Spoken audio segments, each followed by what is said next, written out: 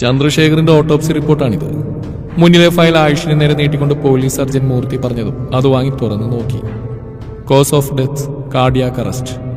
ഫയലിലൂടെ മിഴികൾ പായിച്ചതും കുറച്ചൊരു അത്ഭുതത്തോടെയും സംശയത്തോടെയും ആയുഷ് മുഖമുയർത്തി ഡോക്ടറെ നോക്കി. How is it possible doctor? ഈ നിമിഷം വരെയും ഹൃദയം തുരന്നെടുത്താണ് മരണകാരണമെന്നാണ് ആയുഷ് വിചാരിച്ചിരുന്നത്. Air embolism. ഡോക്ടറുടെ മറുപടി കേട്ടത് ആയുഷിന്റെ മിഴികളൊന്ന് ചുരുങ്ങി. അദ്ദേഹത്തിന്റെ മരണം നടന്ന ശേഷമാണ് ആയുഷ് ഹൃദയം തുരന്ന് പുറത്തെടുത്തത്. ശരീരത്തിലേക്ക് ഒഴിഞ്ഞ സിറിഞ്ച് കുത്തിവെച്ചാണ് മരണം സംഭവിച്ചിരിക്കുന്നത്. Without shedding A single drop of blood.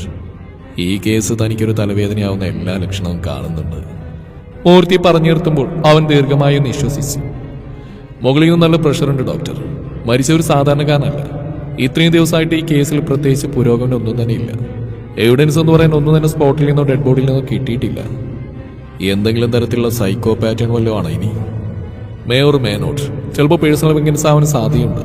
Clean track റെക്കോർഡുള്ള ഒരു പോലീസ് ഓഫീസറാണ് അദ്ദേഹം. ശത്രുക്കളില്ലെങ്കിൽ അത്ഭുതമുള്ളൂ. ആയുഷ് പറഞ്ഞിരുത്തിയ മൂർത്തിയായി ശരിവെച്ചു. ഒരുപാട് കേസുകളിൽ ചന്ദ്രശേഖരന് മെഡിക്കൽ സപ്പോർട്ട് നൽകിയ ആളാണ് മൂർത്തി. ചന്ദ്രശേഖരന് അടുത്തറിയുകയും ചെയ്യാം. മുഖം നോക്കാതെ നീതി നടപ്പിലാക്കുന്ന വ്യക്തിയാണ് അദ്ദേഹം. ഐ തിങ്ക് ആ പെൺകുട്ടിയെ കണ്ടുപിടിച്ച എന്തെങ്കിലും ക്ലൂ കിട്ടാതിരിക്കില്ല. മേ ബി കില്ലറെ ആ പെൺകുട്ടി കണ്ടിട്ടുണ്ടെങ്കിൽ. ഡോക്ടർ തന്റെ സംശയം പറഞ്ഞതും ആയുഷ് അതിനെക്കുറിച്ചായിരുന്നു ചിന്തിച്ച്. മീരയോട് ഇതിനെക്കുറിച്ച് ചോദിക്കാനുള്ള സമയമായെന്ന് അവനും തോന്നിയിരുന്നു. ഡോക്ടറോട് യാത്ര പറഞ്ഞ തന്റെ ഒഫീഷ്യൽ വാഹനത്തിൽ കയറുമ്പോഴും ആയുഷിന്റെ മനസ്സ് കലുഷിതമായിരുന്നു. എവിടെ നിന്നും തുടങ്ങണമെന്ന് പോലും അറിയാത്ത അവസ്ഥ.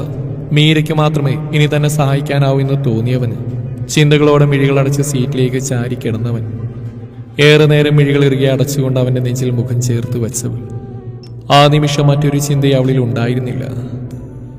അപ്പു,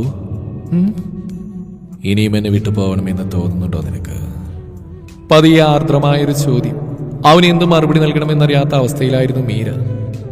അങ്ങനെ എന്തെങ്കിലും നിന്റെ മനസ്സിലുണ്ടെങ്കിൽ അതങ്ങ് മാറ്റിവെച്ചേക്ക്. ആദിയുടെ താലി നിന്റെ കഴുത്തിൽ വീണിട്ടുണ്ടെങ്കിൽ ഇനി ആർക്കും ഒന്നിനും ഞാൻ നിന്നെ വിട്ടുകൊടുക്കും നീ കരുതണ്ട. ചിന്തകളിലായിരുന്ന മീര അവനെ കണ്ണുമിഴിച്ച് നോക്കി. അമ്പിയായിരുന്ന ആളാണ് ഇപ്പൊ അന്യനായത്. നോക്കി പേടിപ്പിക്കുവാണ് എന്റെ അപ്പു. നേരത്തെ ഒരു ചിരിയോടെ പെണ്ണിന്റെ കുഞ്ഞു കവിളിലായി ചുണ്ട് ചേർത്ത് വെച്ചവൻ മിഴികൾ അടച്ച് നിന്നവൾ. അവനിങ്ങനെ ചേരുമ്പോൾ കുറുമ്പ് കാണിക്കുമ്പോഴൊക്കെയും പേരറിയാത്തൊരു സന്തോഷമാണ് അവളിൽ. അപ്പു, പറയട്ടെ ഞാനിവിടെ. എന്ത്? നീ എന്റെയാണെന്ന്, എന്റെ ഭാര്യയാണെന്ന്. മറുപടി ഏതുമില്ലാതെ ഒന്ന് വിതുമ്പിയതേയുള്ളൂ പെണ്ണ്. എന്തിനാടി എപ്പോഴും ഇങ്ങനെ കണ്ടു നടക്കുന്നത്? ഇരുകൈയിലുമായി ആ കുഞ്ഞുമുഖം വാരിയെടുത്ത് പതിയെ ചോദിക്കുമ്പോൾ ഒന്ന് ഏങ്ങിക്കൊണ്ട് വീണ്ടും അവന്റെ നെഞ്ചിൽ മുഖം അമർത്തി വെച്ച് പെണ്ണ് ചിരിച്ചുപോയി. ആദി കണ്ണും മനസ്സും ഒരുപോലെ നിറഞ്ഞുകൊണ്ട് കൈക്കുള്ളിൽ ഒതുങ്ങി നിൽക്കുന്നവളെ കാണുമ്പോഴൊക്കെയും പ്രണയം കൊണ്ട് ഉള്ളു വിങ്ങുകയാണ് അവന്. അതെങ്ങനെ പ്രകടിപ്പിക്കണം, അവളെ അറിയിക്കണമെന്നൊന്നും അറിയാത്തൊരവസ്ഥ. അപ്പു അതുപോലൊരവസ്ഥയിലാണ്. എത്രയൊക്കെ അകലാൻ സ്വയം പറഞ്ഞു പഠിപ്പിച്ചിട്ടും തനിക്കിനി അതിനാവില്ലെന്ന ഓരോ നിമിഷവും അവളും തിരിച്ചറിഞ്ഞു തുടങ്ങിയിരുന്നു. മോളെ മീരേ, വാതിൽ തുറന്നേ മീരേ. ചിന്തകൾ പല വഴി പായുമ്പോൾ പുറത്തുനിന്ന് സുധാമ വാതിൽ തട്ടിക്കൊണ്ട് വിളിച്ചതും ഏതോ ലോകത്തായിരുന്ന രണ്ടുപേരും ഒന്ന് ഞെട്ടി. ആദ്യ അരിശത്തോടെ വാതിലേക്ക് നോക്കുമ്പോൾ മീര ഒരു ഞെട്ടിലോടെ അവനെ നോക്കി. എവിടെയാണ് താനെന്നും ഏതവസ്ഥയിലാണെന്നോ എല്ലാം മറന്നുപോയതായിരുന്നു ആ പെണ്ണ്. മീര!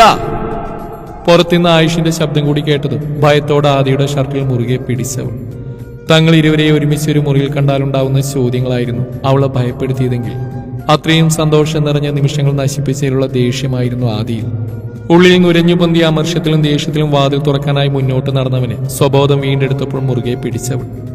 ആ സാഹചര്യത്തിലും ആദിയുടെ മിഴികളും ചുണ്ടുകളും ഒരുപോലെ വിടർന്നു. മുഖം കുനിച്ചൊരു ചിരിയോടെ ചോദിച്ചു ദയനീയമായും നോക്കിയതേയുള്ളൂ പെണ്ണ്. മോളെ മോളെ. വാതിൽ വീണ്ടും തട്ടിയിട്ടതും മീര എന്ത് ചെയ്യണമെന്നറിയാൻ നിന്നുപോയി. ആദിയുടെ മുഖത്ത് കള്ളച്ചിരിയാണ്, കുറുമ്പ് നിറച്ച് വെച്ച പുഞ്ചിരി. വിട്ടപ്പു, അവര് വിളിക്കുന്ന കേട്ടില്ലേ നീ? ഇനിയും തുറന്നില്ലെങ്കിൽ അവരെന്ത് കരുതും? പതിയെ കുസൃതിയോടെ ചോദിക്കുന്നവനെ പെണ്ണ് കണ്ണുമിഴിച്ച് നോക്കി. എന്റെ അപ്പു, നിന്റെ ആദ്യേട്ടന് ഒരുപാട് കൺട്രോളൊന്നും ഇല്ല കേട്ടോ. ഇങ്ങനെയൊക്കെ നോക്കിയ എന്റെ കൊച്ചിനെ ഞാനങ്ങ് സ്നേഹിച്ചു പോവേ. ഒരുപാടങ്ങ് പ്രണയിച്ചു പോവും. മുഖമൊന്ന് കുനിച്ച് അവളുടെ കാതിലായി പതിയെ പറയുമ്പോൾ പിടച്ചിലോടെ മുഖമൊന്ന് വെട്ടിച്ച് കളഞ്ഞവൾ. ഈ കുട്ടി ഇതെന്താ വാതിലുറക്കാത്തെ? ഇനി എന്തെങ്കിലും വയ്യായിക വല്ലതും? പുറത്തുനിന്ന് സുധാമയുടെ ആദിയോടുള്ള സ്വരം കാതിൽ പതിച്ചതും മീര വേഗം ആദിയുടെ പിടിയിൽ നിന്നും കുതിറി. ഞാൻ ഡ്രസ്സ് മാറ്റും അമ്മേ. വേറെ നിവൃത്തിയൊന്നുമില്ലാതെ പുറത്തേക്ക് കേൾക്കാൻ പാത്തിന് ഉച്ചത്തിൽ പറയുമ്പോൾ ആദിയുടെ മുഖമൊന്ന് വീർത്തു. ആണോ? മോൾ എന്നാ ഫ്രഷ് ആയിട്ട് മുകളിലെ ബാൽക്കണിയിലേക്ക് ചെല്ല്. ആയുഷിന് നിന്നോട് എന്തോ ചോദിക്കാനുണ്ടെന്ന്. പുറത്തുനിന്ന് ആശ്വാസത്തോടെ സുധാമ പറയുമ്പോൾ നേർമയിലൊന്ന് മൂളിയതേയുള്ളൂ പെണ്ണ്. ആദിയുടെ മുഖം നന്നായിട്ട് ഇരുണ്ടിട്ടുണ്ട്. അവരുടെ കാൽ പെരുമാറ്റം അകലുന്നതറിഞ്ഞതും മീരോ നിശ്വസിച്ചുകൊണ്ട് അരികിൽ നിൽക്കുന്നവനെ നോക്കി. മുഖം വീർപ്പിച്ച് ദേഷ്യത്തോടെ നിൽക്കുന്നവനെ കാര്യമൊന്നും മനസ്സിലാവാതെ നോക്കി നിന്നവൾ, എന്താ, എന്തുപറ്റി? ആ മുഖത്തെ ദേഷ്യം കാണെ സ്വതവേ നേരത്തുള്ള ശബ്ദം വീണ്ടും ഒന്ന് താഴ്ന്നുപോയി. ആദി വീണ്ടും കലിപ്പിച്ചു നോക്കിയതും ചുണ്ട് കൂട്ടിപ്പിടിച്ചുകൊണ്ട് അവൾ മുഖം കുനിച്ച് നിന്നു. അത്ര നേരം ദേഷ്യം കൊണ്ട് ചുവന്ന അവന്റെ മുഖമൊന്ന് തെളിഞ്ഞു. ഇതിനോടൊന്ന് ദേഷ്യപ്പെടാൻ പോലും വയ്യല്ലോ ഈശ്വര. അറിയാതെ മനസ്സിൽ പറഞ്ഞുകൊണ്ട് തലയൊന്ന് കുടഞ്ഞവൻ മുഖം കുനിച്ച് വിരുമ്പി നിൽക്കുന്നവൾക്കരികിലേക്ക് പതിയെ ചുവടുകൾ വെച്ചതും ആ സാമീപ്യം അറിഞ്ഞതുപോലെ അവളൊന്ന് നോക്കി. അടുത്ത നിമിഷം ഇരു കൈകൾ കൊണ്ട് അവൾ ഇറുകിയപ്പോഴൊന്ന് നെഞ്ചോട് ചേർത്ത് വരിഞ്ഞു മുറുക്കിയവൻ